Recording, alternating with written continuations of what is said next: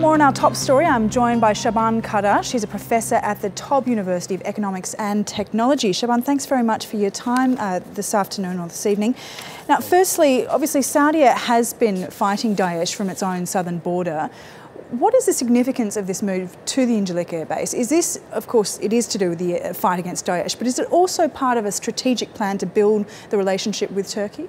It is both, actually. I mean, the choice of Incirlik is important because it's a US airbase. It means that there is US approval involved in the background, and it will be in the context of the so-called anti-Daesh coalition that came out in 2014. But as a matter of fact, since the summer of 2015, Turkey did announce that US airplanes plus some other coalition partners will be able to use Incirlik extensively against Daesh. So first, in that context, yes, it is a reflection of anti-Daesh positions of both countries. But second, it is also a reflection of the bilateral evolving partnership which has been observed in the case of Turkish leaders' visit to Saudi Arabia. Recently, the chief of staff was also there. There were consultations going on, and Saudi military delegations did visit Turkey to do site inspections. So it does reflect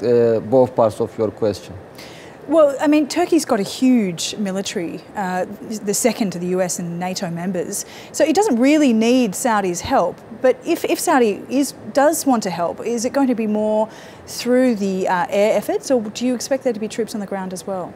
Well, I mean, the foreign minister's statement to Turkish press, which you referred to in your story as well, he says when needed, but he also means when conditions are ripe.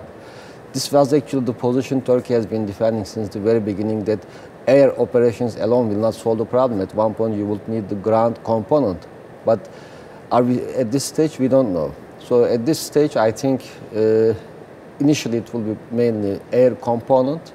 There will be additional strikers that can be used against Daesh targets. And then if there will be ground component, it might be more special forces than a massive invasion force, in my own understanding. And then the target could be potentially Raqqa. You know, recently there have been some other developments, but eventually the discussion will shift to how to liberate Raqqa from Daesh. And in that context, airstrikes plus some special forces operations could be needed, and this is where that Saudi presence in Incirlik within the context of course, US-led anti-Daesh coalition could make meaningful contribution. But other than that, extensive ground invasion kind of operation might be a bit far too further down the way. Okay, Saban Kardas, thanks very much for your time. Interesting stuff.